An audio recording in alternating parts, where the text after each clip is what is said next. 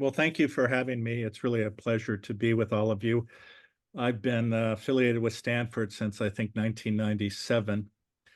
Um, and of course, I started out as a neurosurgeon, but more recently have primarily focused now on the research center we have at Stanford, which is called the Center for Compassion and Altruism Research and Education. And as was pointed out, His Holiness the Dalai Lama is the founding benefactor. And in fact, following our first meeting, he made a significant donation to the center. And ultimately, he and I became friends, and I became chairman of the Dalai Lama Foundation. And actually, through that relationship, developed friendships with a number of spiritual and religious leaders around the world. And it's interesting because while people often talk about the dogma of their religion, and unfortunately, oftentimes use it to imply that they're somehow superior to all other religions. The reality is that evolved spiritual leaders understand that the fundamental basis of our humanity is compassion, non-judgment, acceptance, unconditional love. And while the dogma is of benefit to many, fundamentally, though, those tenets I just mentioned are essentially the core of every religious practice in the world, with perhaps a few exceptions. And the reason I bring this up is the reality that knowledge that has been gained through experience over um, millennia actually often has been gained through a trial and error process. And in many cultures, of course, this knowledge is wrapped around a dogma that is culturally specific. What's interesting is that neuroscience has finally caught up, if you will, with the realities associated with many of the practices that are part of religion. And this includes meditation practices, prayer practices, and also the fundamental tenets, which is to be of service and the recognition of oneness. So, how does neuroscience relate to this? And I know for some of you, this may be a repetition or you already have this knowledge, but since this is a diverse group, I'll put it in terms and repeat maybe some things you already know. So, as part of our makeup as human beings, one component is something called the vagus nerve. And it arises in the brainstem and is distributed throughout all the major organ systems in the body, especially in the heart. And this is a two-way communication process between the brainstem and ultimately the brain and the various organs. And there are two components of this. One is called the sympathetic nervous system, which is quite ancient, and more recently, the parasympathetic nervous system. And the way these two systems work is that the older system, the sympathetic nervous system, is associated with our survival in the sense that it responds to threat or fear or disgust. And what happens when this occurs is that fundamentally our decision making becomes very limited and we're simply focused on our survival. What happens, though, with this is that a whole variety of physiologic events occur. And many of you are familiar with the amygdala, which regulates these types of responses. And as a result, one of the things that occurs in the brain is that that part of our brain in the frontal area called our executive control network um, shuts down. And that is the part of the brain that is associated with complex decision making and gives you access to memory, prior experiences. So when that shuts down, your choices become limited.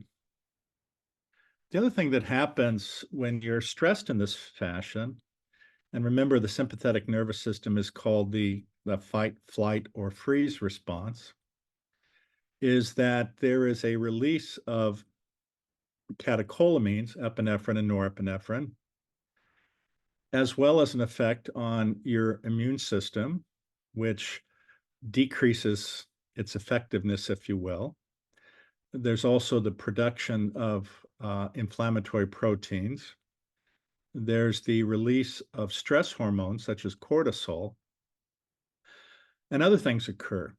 Your heart rate frequently goes up, and something called heart rate variability actually diminishes. And actually, heart rate variability, when it is diminished, has a high association with sudden cardiac death. Your blood pressure goes up as well. So as you can see, there are a number of effects that certainly in the long term are very deleterious to your health. Now, if you look back on our evolution as a species, when we were on the savanna in Africa, having this type of response, as an example, if you saw the grass moving, which would imply that there's a predator, then of course this response would be appropriate. And as a result of these physiologic events, you were able to run away very quickly up a tree, and hopefully you survived the lion or whatever was in the grass. And that then obviously had a very important purpose. Unfortunately, what has happened for many people is that their uh, physiological evolution does not occur as fast as our technological revolution or our industrial revolution. And what I mean by that is society has changed dramatically over the last few thousand years, but the changes that are present in our physiology in terms of responding to threat have changed little, if at all, in the last million years or so. So we're stuck with some baggage that was life-saving millennia ago, but in many ways can be detrimental in the modern world. And why do I say that? The nature of living in the modern world for many people results in them being separated from their families.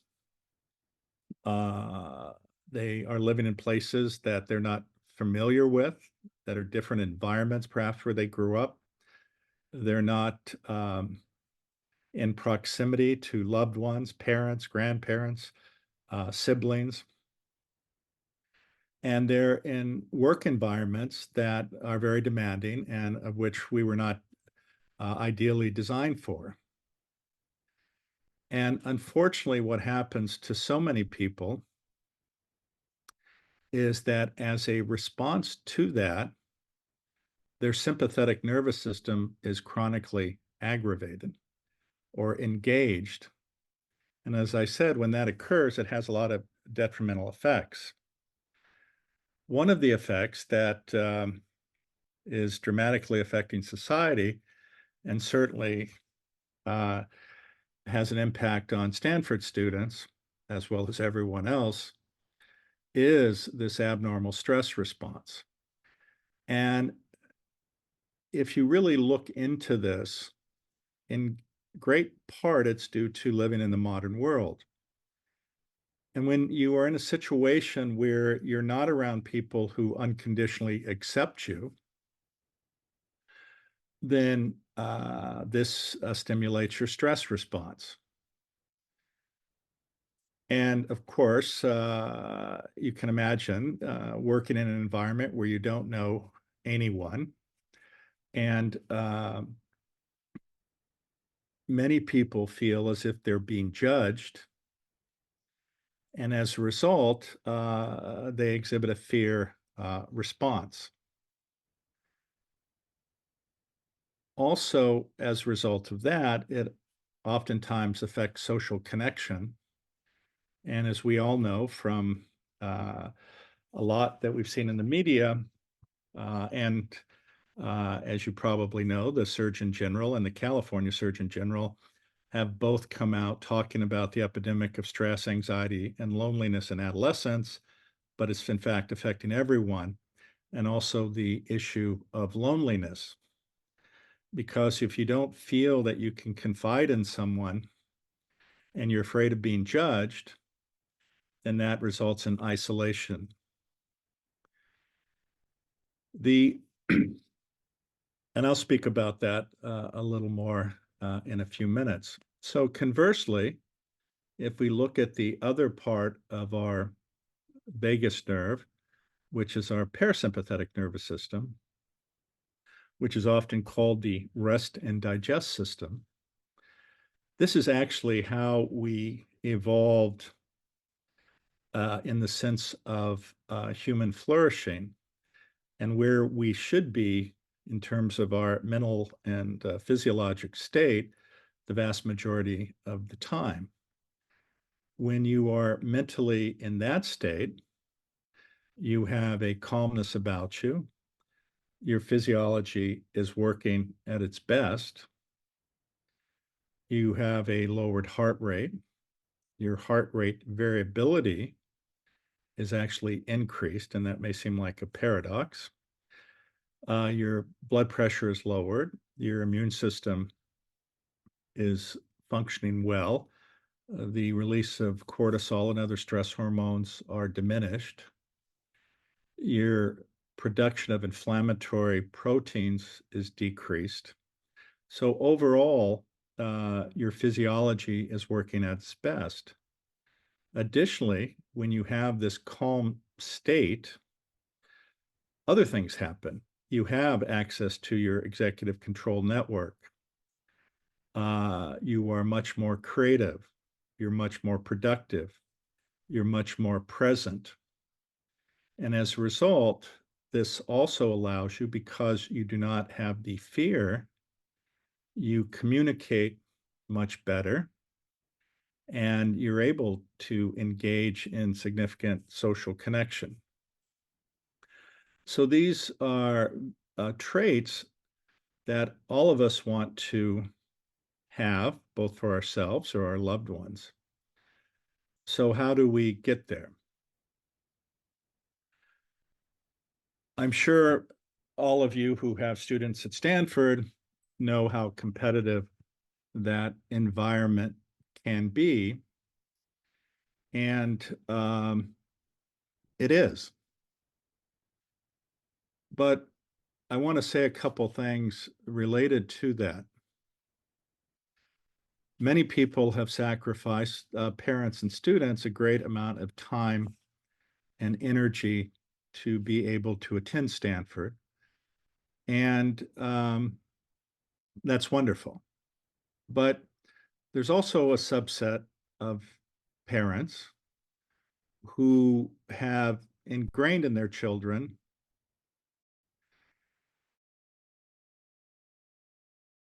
if they're not good enough, then they're not worthy.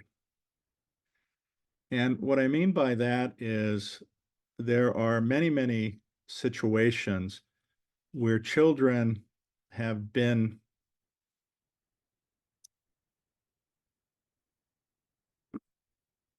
taught that the most important thing about them is how they can compete at a high academic level or a high athletic level. And while attaining goals like that, on the one hand, are wonderful, the problem is that oftentimes when this uh, uh, ideal is repeated over and over again, it creates an immense amount of stress and anxiety among children. And as we know, there are a number of children who attend Stanford who have significant stress and anxiety disorders. The other problem oftentimes is that many of these children believe that their value is related to their attainment of either academic or athletic success, and that the other components of their personality are not that important. And unfortunately, when your mental state is one where you are always attached to this competitive nature, uh, this causes suffering for a lot of people. And I'm sure many of you probably know, uh, there's a high school near Stanford. In fact, one of my children, or both of my sons attended, but one is still there, called Gun High School. And because many of the children, oftentimes with first generation families or children of people who have functioned at a very competitive level, they inculcate this competitiveness. And as a result, when a child does not live up to uh, this desire of their parents, then they feel that they are not worthy. And several years ago, we had many children who actually committed suicide. In fact, there are train tracks right down the street from the high school, and literally children would walk in front of the train. And sadly, we had an incident just happen a few weeks ago. And this is the downside of this level of competitiveness. A child should understand that their value has nothing to do with grades or academic attainment or athletic attainment. It's wonderful, but the most important thing one can inculcate in their children is to be kind, honest, compassionate, and realize that life is not a zero-sum game. The other sad thing about these types of attitudes that are inculcated in children is that they lead to ruthless type of behavior. And sadly, if you look at many of the major academic institutions in this country, there are innumerable examples of cheating and ruthless behavior so that an individual can get ahead because they believe that they have to win and someone has to lose. Now, I'm not here to give you a lecture about parenting per se. I'm just trying to give you some insights that I've experienced over the last several years that fundamentally relate to compassion. So, what can we do to help our children and help ourselves?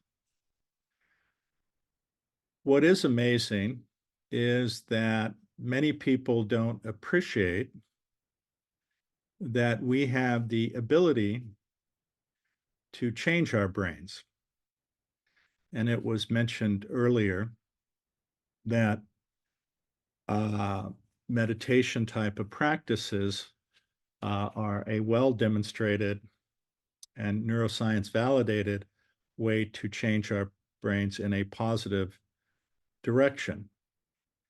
And it's interesting, one, that if you look at people from challenging backgrounds or who are chronically stressed, And of course, oftentimes we talk about post-traumatic stress disorder affecting individuals in the military, but that type of chronic stress actually is found in a lot of students and a lot of individuals who are competing at very high levels.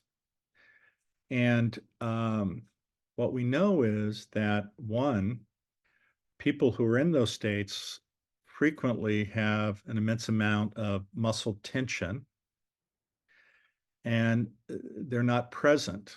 And in fact, if you look at surveys at companies, the amount of absenteeism, or you could call it presenteeism, where you're at work and you're not engaged, is actually quite high. And of course, the reason is if you're distracted because you're always concerned about being judged, um, then you're not able to concentrate on your job and you're not able to be present. And in fact, if you examine people, what you find is almost 80% of the time, people are living in the past, having anxiety about what they should have done, could have done, or might have done, or they're looking to a future at goals or aspirations that have not yet occurred. But unfortunately, that results in them not being in the present.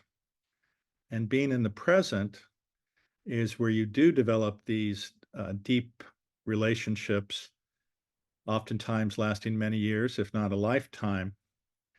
And if you examine the literature, as an example, I'm sure some of you have heard of the blue zones. There's also a Harvard study that's been going on for 85 years, led by a guy named Robert Waldinger. The Harvard Adult Development Study, or often called the Harvard Longevity or Happiness Study. And the major findings are that longevity is associated with depth of connection, and kindness, compassion are at the core of these, as well as acceptance and non-judgment. That is how you live a long life, but just as important is you also lead a happy life with purpose and meaning. What I mean by that is if you look at our species, we are one of the few species that our offspring do not run off into the jungle or swim away after birth, but we're required to care for them for well over a decade, if not a decade and a half or even longer. And the reason that is important, and the reason that relates to what we're talking about, is that our offspring need to be cared for. So we are highly attuned to suffering or pain or fulfilling a need of our children. But why would we do that? Because of the time and resource cost of doing that. And the reason we do it is because when we're kind, when we care, uh, it has a positive physiologic effect on us. This is when you engage your parasympathetic nervous system, and I'm sure many of you have heard of oxytocin or other neurotransmitters that when they're released, when you're being kind, compassionate, when you're caring, these have an effect by increasing the metabolism on the pleasure and reward centers. Thus, why we are motivated to care is because it makes us feel good. And as we evolved as a species, this became just as important because, as you know, that evolution involved the creation of small groups of people, 50 to 150. We could call them tribes. And if somebody was suffering, they put the tribe at risk. So again, this need to care for individuals was further strengthened. And again, This is why this is so important, and you can see the importance of this over time and why religion has bound itself around these physiologic responses. And in fact, some people would argue that as society developed and religion developed, the reason was that once you get over about 150 people, it's hard to actually keep track of them and know whether they're fulfilling the needs of the tribe. And some people have postulated that the narratives associated with religion, by having an omniscient being that knows every action, was a way to motivate people to follow the constraints of the group. Um, and in fact, another interesting side fact is that we are one of the only species that actually has an understanding of our finite existence. And as a result, this creates an existential crisis for many people. And by having a narrative of either reincarnation or everlasting life in heaven, this resulted in decreasing individual stress. So it had a twofold purpose. One, it motivated you to do nominally the right thing. And two, um, you never died. Um, so that's sort of an overview of the situation. Um, Many people ask, why is a neurosurgeon talking about compassion? And it relates to my own personal backstory, which some of you may have interest in. I actually grew up in a challenging environment. My father was an alcoholic. My mother had had a stroke when I was a child, was partially paralyzed, had a seizure disorder, became chronically depressed, and ultimately attempted suicide multiple times. We were in public assistance and evicted from different residences. And as you can imagine, the likelihood of overcoming that type of an environment is incredibly challenging. Um, what happened to me was, interestingly enough, that's the title of the book, Into the Magic Shop, was that I walked into a magic shop one day because I had an interest in magic when I was 12, and there was a woman there, and she was minding the store, if you will, and it turned out she was the owner's mother, and she knew nothing about magic. But regardless, what happened was, I'm sure all of you have met people who have a radiant presence, and this woman had an incredible radiance about her, a smile that engulfed you, and one that, for me, created an environment of psychological safety. And this is what we all look for. We function at our best when we feel safe. And her presence made me feel that way. Long story short, we began a conversation, and after about 20 or 30 minutes, she said to me, I really like you. I'm here for another 6 weeks during the summer. If you show up every day, I'll teach you something that I think could help you. And this was before this concept of mind training or mindfulness was known in the West, or at least if it was, by very, very few people, nor was the concept of neuroplasticity. But over that 6 week period, she taught me a mindfulness technique, which I've alluded to. One is relaxing the body. One is being present or tending through either breathing exercise or a mantra or looking at a candle. And then also recognizing that the negative dialogue that I had in my head was not truth. And unfortunately, for many, many people, they carry this dialogue, which is oftentimes baggage from their childhoods, telling them they're not good enough, they're not smart enough, they're not worthy. And unfortunately, when you tell yourself that, that becomes reality. So she taught me a technique a positive affirmation instead of being hypercritical to myself. And unfortunately, many, many people are harder on themselves than they are on anyone they know. So, this ability to train my brain in a different way allowed me to change how I looked at the world. Because, of course, previously I looked at it with suspicion, with fear, anxiety, a sense of hopelessness. And that interaction with her over that period of time completely changed my attitude from one of negativity to one of positivity. The other critical thing that she taught me was a visualization or manifestation technique of my intention. Now, at that time, I thought I wanted the typical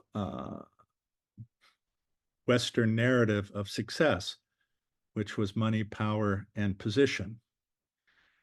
And so at that age, I made a list of things I wanted to achieve.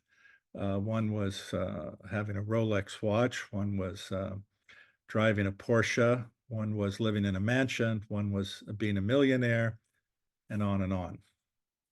And the reality was, I was able to do all of those things. Obviously, I became a neurosurgeon at Stanford. I was a successful entrepreneur. Um, and ultimately, I had a penthouse in San Francisco, a villa in Florence, a large house in Newport Beach, Ferraris, Porsches, all sorts of different cars. And the extraordinary thing was that I fulfilled all the criteria of quote unquote success. And every one of my friends told me how great of a life I had. And the reality was, I was never more unhappy ever in my entire life. And the reason was, unfortunately, I believed, and it was because of my background, which resulted in my own insecurities and my own shame, that if I just did all these things that society said equated with success, that I would get outside affirmation that would make me feel okay. And I will tell you, and many of you have probably experienced, that is not the case whatsoever.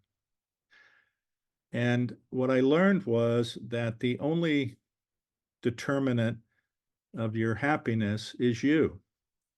It does not come from outside affirmation. It does not come from anyone else. It's acceptance of yourself. And that acceptance is not only the great, wonderful, extraordinary parts, but acceptance of this yourself, the parts you don't like about yourself. Because when you push those away from yourself, they almost invariably will show their ugly head when you're tired, when you're weak. Uh, and oftentimes that's not very pretty. When you're able to accept yourself, both the good and the bad parts, and know that it's a deep part of you and understand that that's part of being human, then that allows for both of you to live in peace by accepting yourself. So ultimately, I realized that I had the ability to give myself happiness. But the most important aspect of that was understanding that that happiness related to purpose and meaning in life. And that purpose and meaning relates to being of service to others. And when I changed my focus, and don't get me wrong, I was a physician and I was not a bad person, but every action I did related to me being able to attain status with the hope or the belief that somehow that would make me feel good inside. When I changed my perspective of how I see the world, how I lived and walked in the world, which is to look through the lens of gratitude, forgiveness, purpose, meaning, by being of service to others, then that actually made me the richest person uh, in the world. So if you have any questions, I don't know if somebody can moderate them for me. That would be great, but I'm happy to answer any questions. Thank you. Thank you so much for sharing your personal story, and I'm sure many of us can relate to it. So if anybody has a question, please put it in the chat line. Meanwhile, I have one for you. You talked a lot about how compassion, kindness, and giving others can help us be better individuals and more happy. What are the tools, if you could share something about some tools that you have seen that actually can help us? Well, certainly meditation or mindfulness type practices can help a great deal of people. I would, though, tell you, I would say that with some caution. And the reason I say that is because, one, there's a subset of people who are so stressed and anxious that they think it's a competition meditating, and they can't do it. The point of meditation is not to torture you to do something. It's not an athletic competition. The goal is to simply relax your body without ruminating over how exactly you're supposed to do it or what you're doing is correct. So if you're able to simply relax and close your eyes and be able to do a breathing exercise, and there are many, many places where you can learn that online.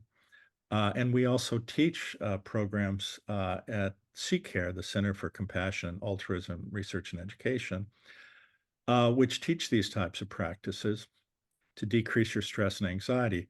But again, I emphasize to do it in a relaxed fashion. Don't look at it as you're competing.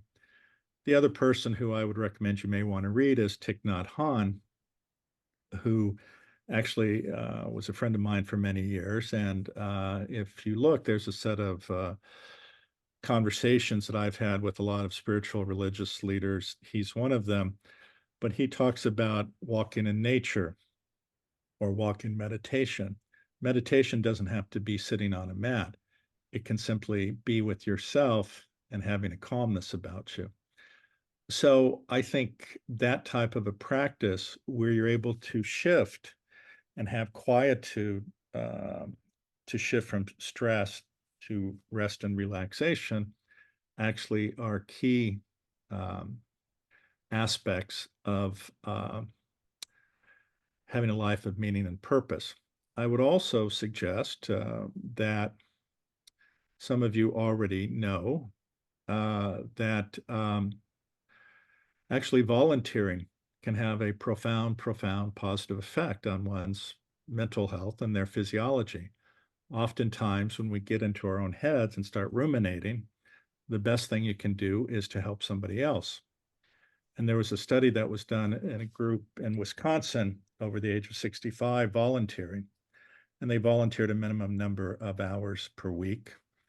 And after a period of time, and I can't remember exactly how long it was, but those who volunteered had a almost 2 times increase in longevity compared to a control group who did not. Now, there were 1 or 2 exceptions, and the exceptions were people who were doing it to get recognized or be rewarded. And those people did not get the benefit of increased longevity. So this is not something where you fake it and you make it.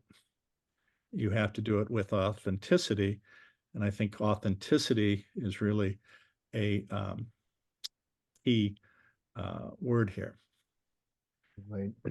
Another question on Maslow's hierarchy of needs and happiness. How does this fit into that, what you're talking Sure. about? Well, some of you may not know Maslow's hierarchy. It's been actually in popular culture made into a pyramid, but at the base of that pyramid is fulfilling life's basic needs: food, shelter, safety, security. And obviously, if every day, most of your day is spent trying to fulfill the basic needs, it's harder or impossible to think about other things beyond that. But once you are able to fulfill those needs, then you start looking at ultimately not only being successful in interactions, if you will, on a human level, but you look at self actualization and how you can improve yourself. But there's actually now a book by a guy named Scott Barry Kaufman, and it's called Transcend. Um, and it's actually, in some ways, or actually it is, about Abraham Maslow's hierarchy of needs, but it actually looks into his later data and he talks about transcendence and self-actualization in terms of being able to look at yourself, being self-aware is important. But beyond that, and this is where the word transcendence comes from, is a recognition of our oneness and that we are all interconnected. And in fact, at its highest level, and I won't use the term enlightenment, but at the highest level, recognition of this oneness or being able to look at the world through the lens of when you see someone, you see yourself, then this results in you making the right choices about how to act in the world. A question about us as parents and how can we help our children at Stanford reduce their stress levels? Well, the best way to do it is not to ask them every day what their grade point average is or comment that so and so's child is doing better than they are, or they got into Harvard or Stanford or Yale graduate school, or asking them what they're going to be doing in their future. There is a subset of parents, I will say often from uh, India or China or other Asian countries. And this is not to be prejudiced, but um, they indoctrinate in their children that they have to be doctors or engineers. I mean, no matter what else there is, that is Yeah. a statement. And is that your and the problem is, and I cannot tell you the number of children I've talked to. They'll say, well, you know, I really wanted to be an author, but my parents made me do this because they said I had to have a job that would pay. And the unhappiness, and listen, I get it, but the depth of unhappiness where you denigrate what a child wants or feels is their purpose for what you want and think is important is incredibly detrimental to them. Yeah. And so I would suggest that, yes, it's great if you can, by example, indicate to them uh, your feelings, but those are your feelings. And you have to accept your children are adults. They're not mini yous. And the fact that you have given them the opportunity to have to attend a premier academic institution, I will assure you that they will be just fine in this world no matter what they do. Now, again, the other subset is I think there are two others. One is individuals who are from affluent backgrounds and and their parents generationally have excelled academically and feel that if they don't go to Harvard or Yale or Stanford, they're losers. Don't ever say that. It doesn't matter where you go to school. In fact, the reality is if you have a smart child, they're going to do fine almost anywhere they go. They, your job was to teach them how to be adults. It wasn't to micromanage their lives. And I cannot tell you the number of children who I talk to, many of the advisors for the freshmen. You have kids who don't even know how to do their laundry. they somehow magically expect meals to be made for them. They call their parents multiple times a day asking them what to do. This is not being an adult. This is being a micromanaged individual who is not learning to grow and develop as a human being. You need to let go and let children be themselves and figure out life for themselves. And life is not always fun and it doesn't go in the right direction. But imagine every day, because you're not living up to what your parents want, you beat yourself up and you get into your head that you're a loser. I've told my children, I don't give a shit where, if they go to college at all, I could care less. It's completely unimportant. The most important thing is to encourage them, to listen to them, to accept their thoughts, and to be supportive. It's not for to say, listen, you need to go to this school, you need to get straight A's, you need to play tennis, you need to be at the highest level. Otherwise, you're just not part of this family. You're not good enough. When you do those types of actions or you make these statements to children, they have a profound, profound negative effect. I had a woman I gave a lecture about a few years ago, and we were talking about some of these topics. She raised her hand and she said, and this is a woman who, she's became a nurse. She has a PhD. She's actually runs a healthcare institution, and she was crying. And she said, "My whole life, my father criticized me and said I would be nothing." And she has carried this burden her entire life because of the statements that were made to her growing up. Instead of statements like, you know, you're really smart. I think you have the potential to do whatever you want. Just be sure you know what you want. Try hard, try the best you can. Yes, if you can be at the top, that's fantastic. But know whether you're at the top or you've got a C, if you tried your best, we still love you. These are the statements that need to be made to children. That's when you are able to raise an adult who is independent. And I'm not trying to tell you I'm a virtuous example, because I am screwed up as many other people are. But there are certain things that I've learned. And, I'm happy to say my child is doing well. He's a straight A student, but it's irrelevant to me.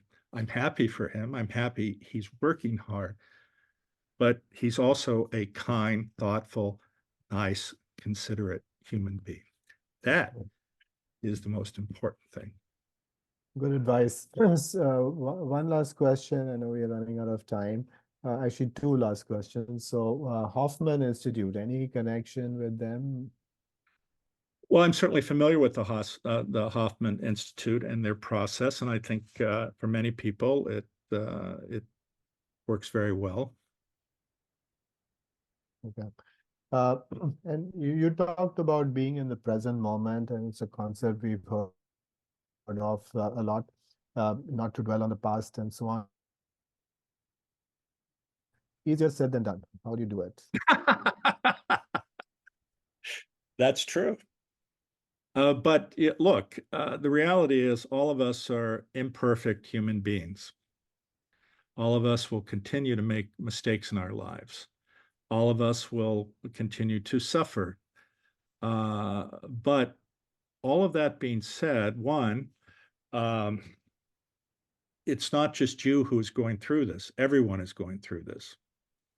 And understanding that reality actually helps yourself.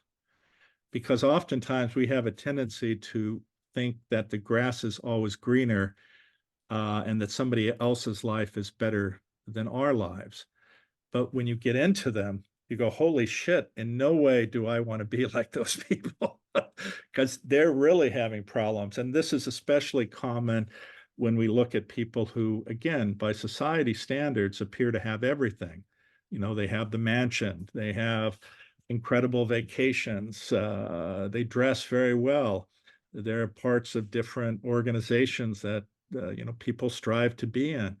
But when you get in the core of their lives, these people suffer as much or more than anyone else. And I'll tell you from my own experience, I used to sit there and go, God, my life really sucks. Boy, this is horrible. But as I got more experience knowing people, felt blessed oftentimes because there's certain things that I learned and experienced that actually was not possible unless I went through what I went through. Now, I'm not necessarily advocating you go through what I go through. I'm just saying that um, everyone has their own challenges.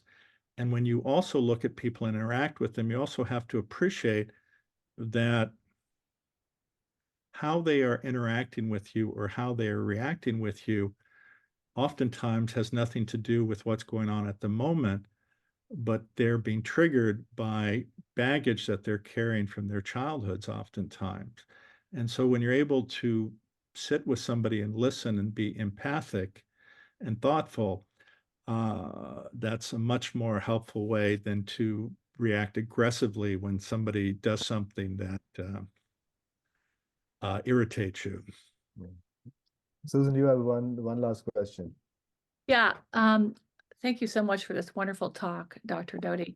I wonder, given the age of our students, so much, if I look at you for an example, you have achieved all of those sort of material things, and now you are working on and that didn't bring happiness. And now you've made the decision about where to live and what your profession is going to be and all of those things. And now you've been working on, in your later years, these other things that once you realize that those sort of materialistic things did not bring you happiness. And I wonder for our students who are in their late teens and early 20s, they're in this phase of life where all the major decisions haven't been made. There are so many social stresses. Is it even possible for them?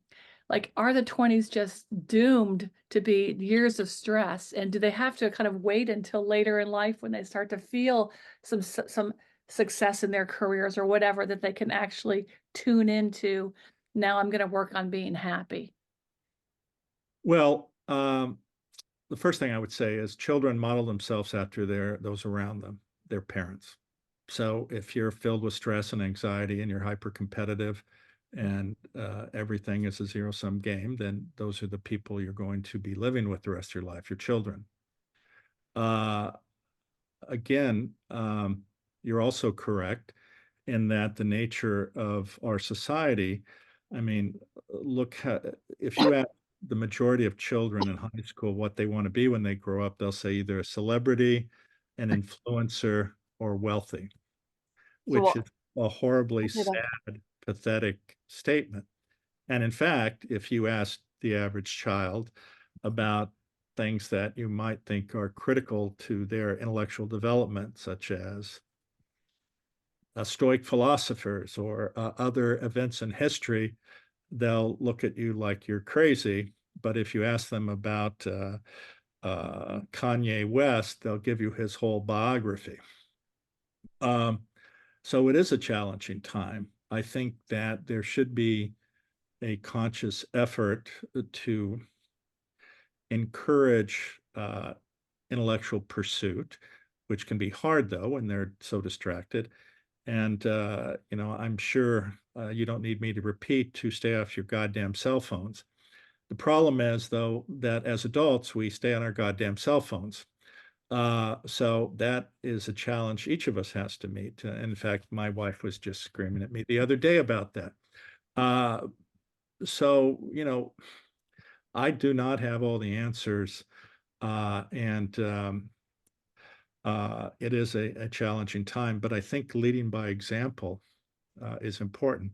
There's a friend of mine named Tiffany Schlain, Shlain, who's an artist.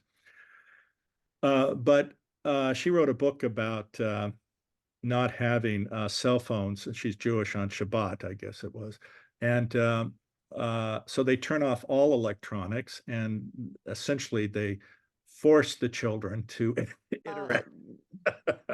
So, I think that can be a solution because, again, you know, the more your children interact with you as a human being, and I think that time is important, then I think that sets the stage for who they'll be in the future. That being said, I have a 14-year-old who spends an immense amount of time on his uh, playing video games, which he's now sucked me into. So, Yeah. Well, Challenging time. thank you so you. much, Dr. Doty, for your talk today. I'm sure it's certainly inspired me, and I hope many of us to change our lifestyles. Uh, and you will be pleased to know that you just earned yourself 2 bottles of priceless Stanford Parents Club jam. But thank you again Oh, for your time. wonderful. Well, let me just say for any of you who might be interested, the center that I run at Stanford survives by donations and grants. So if you're so moved, I would appreciate any generosity in that direction. And that allows us actually to give scholarships to students, faculty, and others to attend some of our training programs. And also, I have a new book that's coming out on May 7th that you can pre-order on all the various places you can pre-order stuff, Amazon, Barnes and Noble, etc. And it's called Mind Magic, the Neuroscience of Manifestation and How It Changes Everything. And I will tell you, this is the antithesis of The Secret, which is a book about, frankly, being selfish. The I want gospel that has been permeating our society, but it makes it stand on its head because the best way to manifest is if you do actions that benefit others. And there's a long discussion about that. So thank you all for your time. I appreciate it. Wishing you the best. If any of you have any questions, I am not a therapist, but I'm happy to help you if I can. Thank you very much. So.